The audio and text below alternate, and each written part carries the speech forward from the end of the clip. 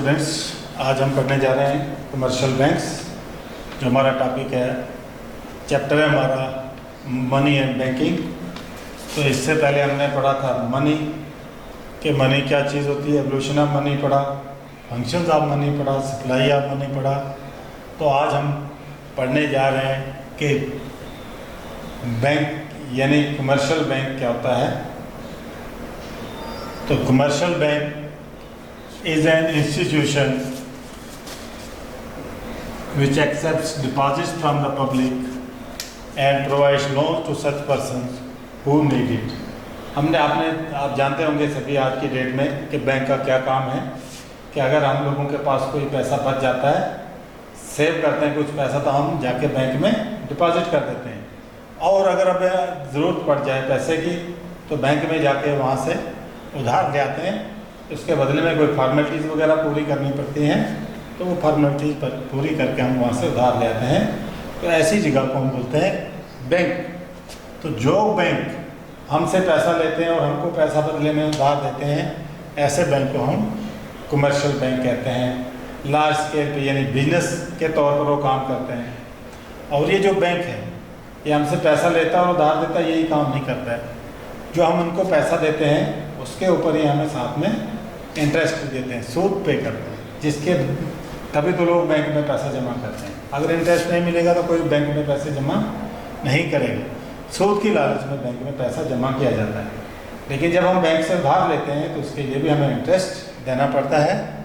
जो interest bank हमको हमारे अमाउंट पे पे करता है, लेकिन जो लोन देता है उस पर हमसे ज़्यादा इंटरेस्ट वसूल करता है। तो ये फंक्शन है मेन जो है बैंक का, पैसों को जमा करना, देना और लेना, यही एक काम है bank. To deposit money and to advance money. तो इसके बहुत सारे फंक्शन भी हैं कि मेन फंक्शन जो है कमर्शियल बैंक के क्या हैं। तो सबसे पहले है नंबर 1 जो हमने बात की, एक्सेप्टिंग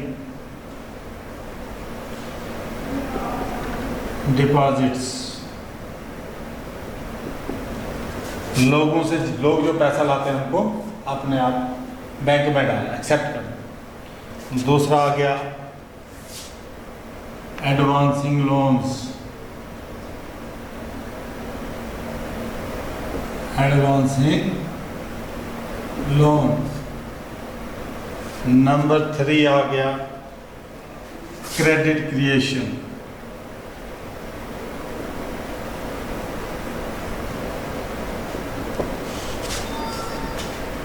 तो हम ये फंक्शन जो है बारी बारी से डिस्क्राइब करेंगे। तो सबसे पहले आ गया एक्सेप्टिंग डिपॉजिट्स। तो कौन कौन सी बैंक जो है डिपॉजिट्स को एक्सेप्ट करता है। Number 1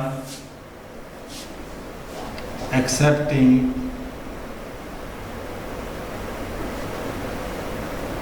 deposits.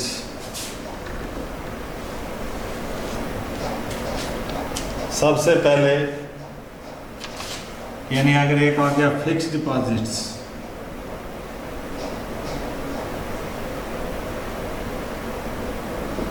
या इनको टाइम डिपॉजिट्स भी बोलते हैं, टाइम डिपॉजिट्स।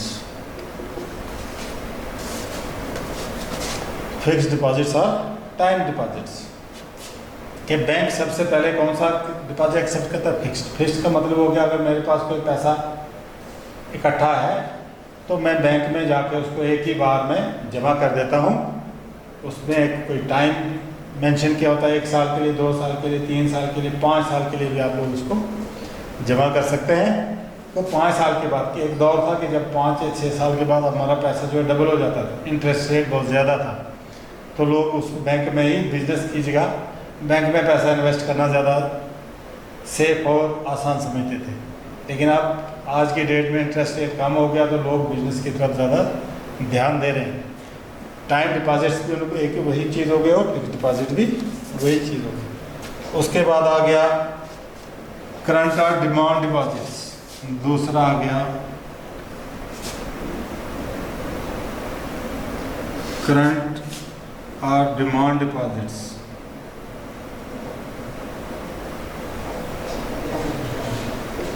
ये अकाउंट जो है ज़्यादातर बिजनेसमैन बैंक के साथ खोलते हैं। इसमें क्या करते हैं, बैंक अकाउंट होल्डर कि अपना खाता बैंक में खोल लेता है।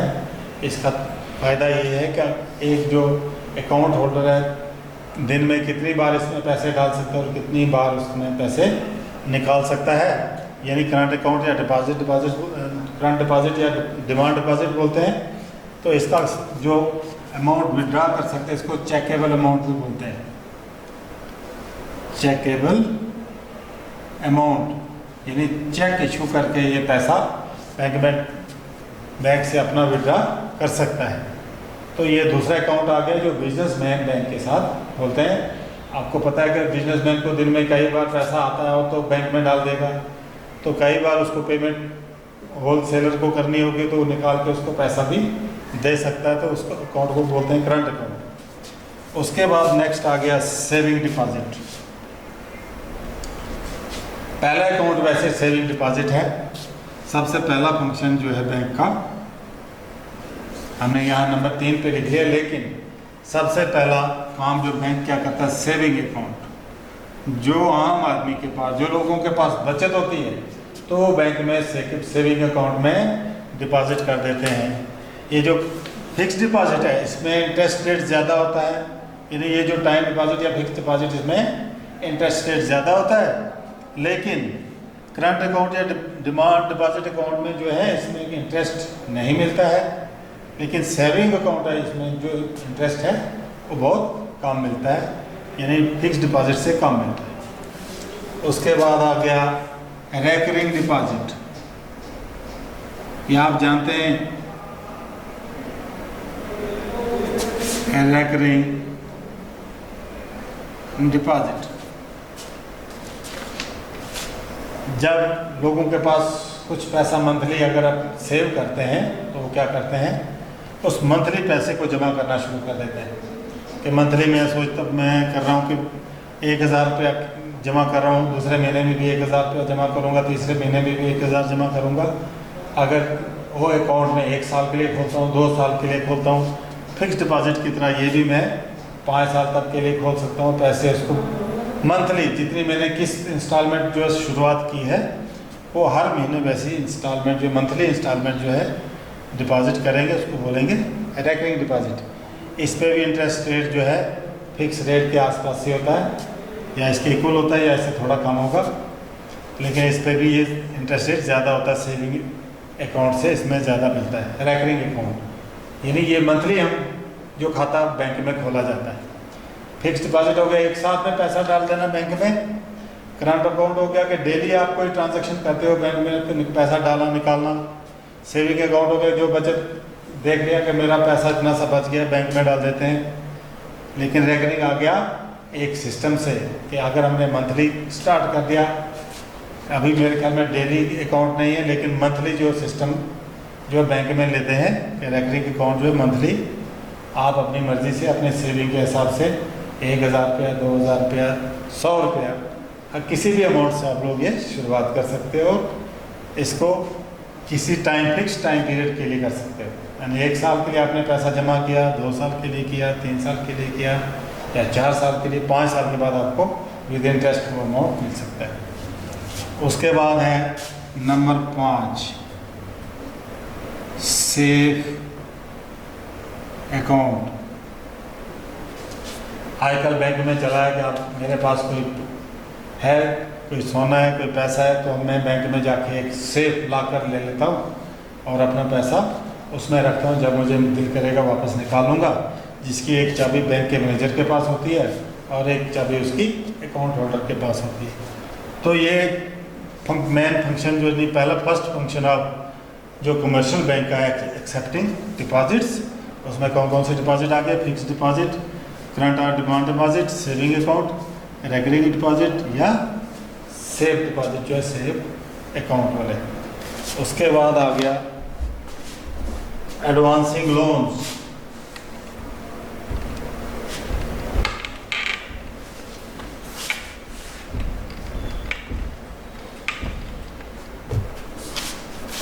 नंबर 2 सेकंड फंक्शन आ गया एडवांसिंग लोन्स, उधार देना, कर्जे पर लोगों को पैसा देना। तो उसमें सबसे पहले आ गया एक, कौन कौन से लोन दे सकते हैं? Cash credit,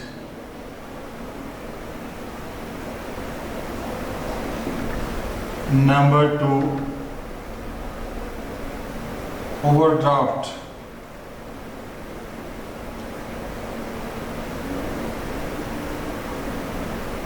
number 3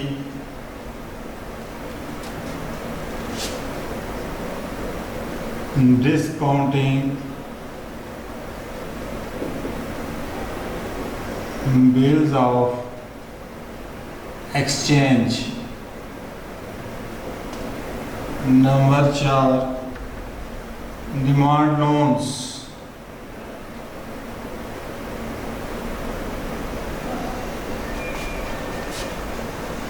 number 5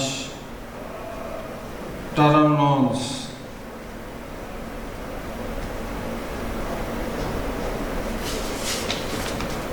second function of commercial bank आ गया एडवांसिंग लोन्स, लोगों को लोन देना।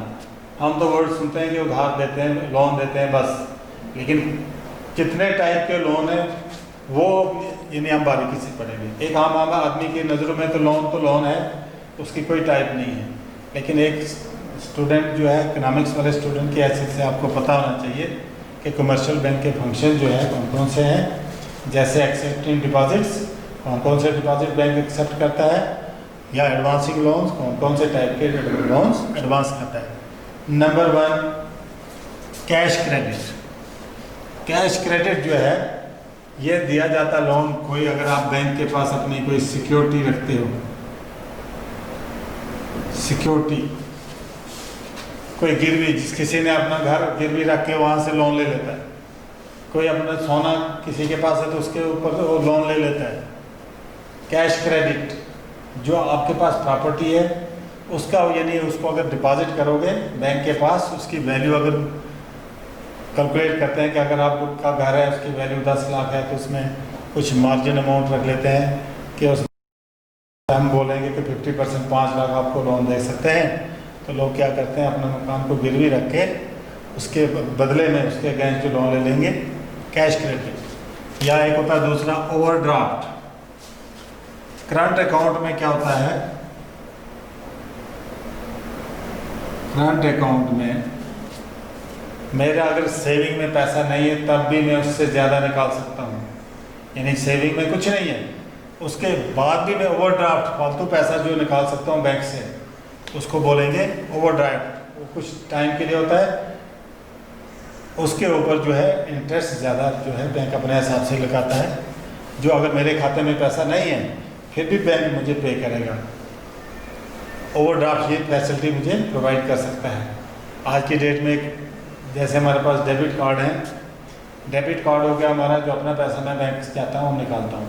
एक होता है क्रेडिट कार्ड, मेरे अकाउंट में पैसा है ही नहीं तब भी मैं क्रेडिट कार्ड से पैसा निकाल के इस्तेमाल कर सकता हूँ। फिर उसमें कुछ बाइंडिंग है, कुछ रूल्स एंड रेगुलेशन है, उसके मुताबिक अगर मैं पैसा वापस नहीं करता हूँ तो बैंक जो है हमसे इंटरेस्ट वसूल करता है उस अमाउंट के ऊपर। उसके बाद आ गया discounting bills of exchange. Discounting bills of exchange होता है कोई एक ऐसा सिक्योरिटी होती है, ये भी समझ लो, एक बिल होता है जिसके ऊपर अमाउंट दिया होता है, पैसा दिया होता है कि अगर आप लोग, यानी जैसे शेयर खरीदा होता है ना, मार्केट से शेयर खरीदा, उसके हिसाब से ये बिल ऑफ एक्सचेंज होते हैं। इसके बदले में भी हम इसकी डिस्काउंटिंग बिल्स ऑफ एक्सचेंज बोलते हैं जिसको, बहुत सारे ये एक्सचेंज है, इसके बदले में भी हम पैसा जो है ले सकते हैं। जो इसके ऊपर पैसा अमाउंट लिखा होगा उसके कुछ परसेंटेज बैंक हमसे इंटरेस्ट वसूल करके तो उसके ऊपर भी लोन दे सकते हैं। एक आ गया डिमांड लोन्स। डिमांड लोन होता है कि अगर हमारे पास, मैंने आज लोन सेंक्शन करवाया 5 लाख रुपीज़, तो चाहे मेरा पैसा बैंक से निकालता नहीं वही है मेरा में, लेकिन जब से मेरा लोन सेंक्शन हो जाएगा तो मेरे जो इंटरेस्ट रेट जो है वो स्टार्ट हो जाएगा, इंटरेस्ट मेरा उसी वक्त से स्टार्ट हो जाएगा, उसको बोलेंगे हम डिमांड लोन्स। उसके बाद आ गया टर्म लोन्स। टर्म लोन्स का मतलब हो गया पर्सनल लोन्स। पर्सनल लोन जैसे हो गया हाउस लोन हो गया, इंडस्ट्रियल लोन हो गया, किसी काम के लिए अगर हम लोन ले रहे हैं, ये सारे बहुत सारे ऐसे लोन हैं जिनको टर्म लोन्स कहा जाता है। तो ये बहुत सारे डिफरेंट टाइप्स ऑफ लोन जो हैं जो कमर्शियल बैंक जो है आम आदमी को प्रोवाइड करता है। इसका ये आ गया सेकंड फंक्शन। उसके बाद आ गया थर्ड फंक्शन।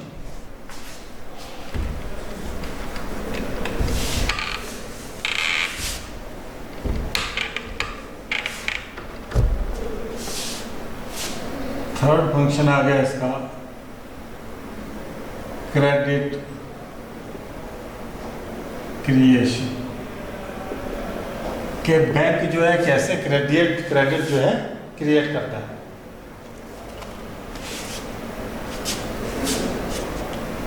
क्रेडिट क्रिएशन क्या हो गया? The continuous reverse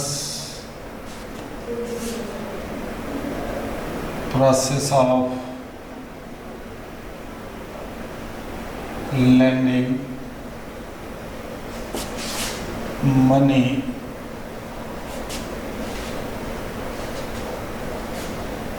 to public is known as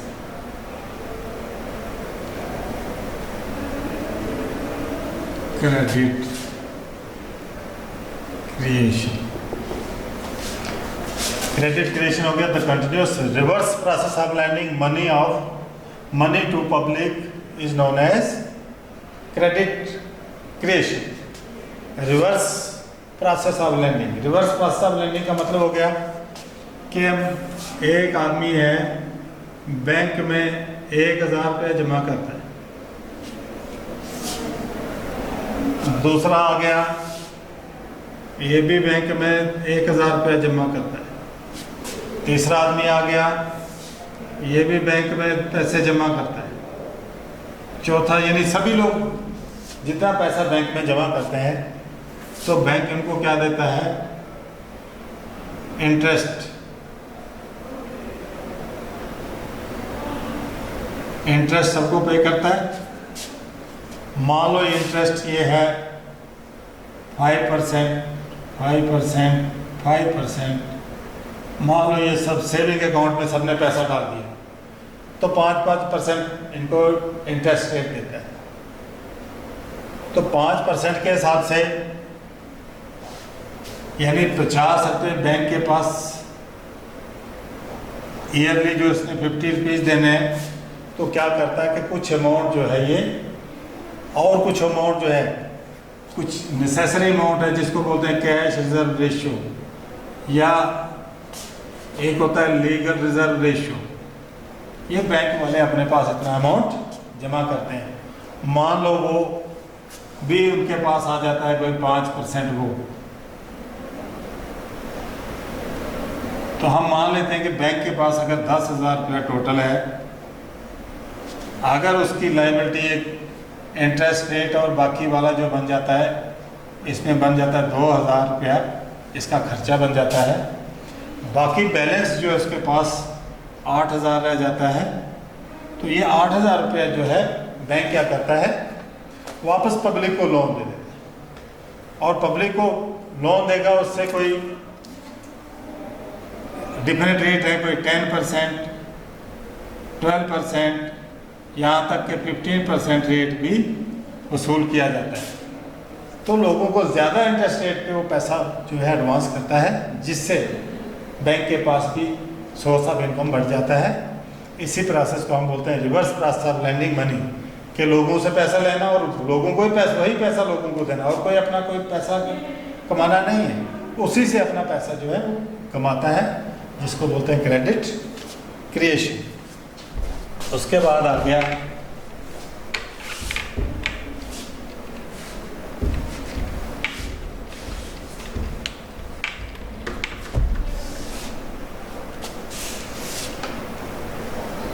process of credit creation.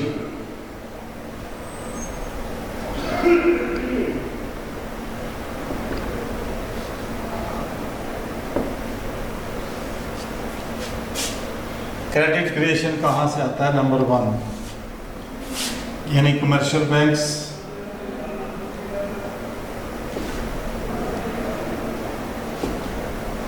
Number 2 primary deposits,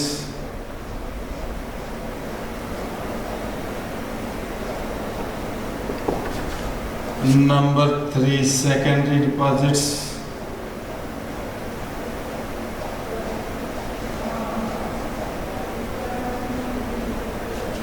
number 4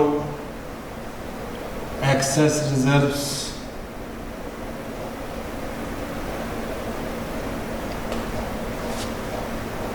number 5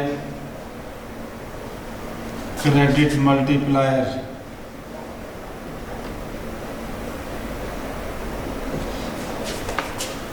यानी कि प्रोसेस ऑफ क्रेडिट क्रिएशन कहाँ से आता है? कमर्शियल बैंक से। कमर्शियल बैंक्स के पास सबसे पहले क्या था? Primary deposits. प्राइमरी डिपॉजिट्स हो गया जो लोग बैंक में पैसा जमा करते हैं, वहाँ से भी क्रेडिट क्रिएट होता है। दूसरा क्या? सेकेंडरी डिपॉजिट्स, जो बैंक जो है लोगों को लोन वगैरह इशू करता है, उसमें से जो पैसा इनकम आती है वो आ गया secondary deposits.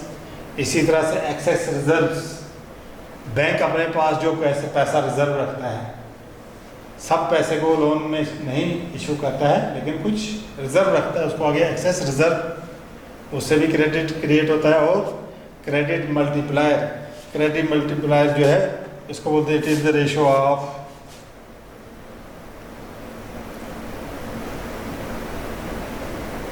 Cash reserve ratio, यानी क्रेडिट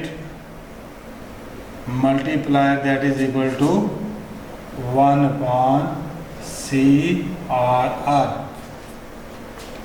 क्रेडिट मल्टीप्लायर किसके बराबर होता है? इनवर्स कैश रिजर्व रेशो के बराबर होता है। इनवर्स कैश रिजर्व रेशो का मतलब हो गया, मान लो अगर कैश रिजर्व रेशो 5% है तो C क्रेडिट मल्टीप्लायर किसके बराबर होगा? 1/5%, that is equal to 1/5/100, that is equal to 1 into ये करेंगे 100/5 तो 20, तो हमारे पास क्रेडिट मल्टीप्लायर जो है 20 हो जाएगा। हमारी जो क्रेडिट होगा 20 टाइम्स ज़्यादा हो जाएगा। तो ये बहुत सारे फंक्शंस थे कमर्शियल बैंक्स के। उसके बाद रह जाता है आपका सेंट्रल बैंक। तो नेक्स्ट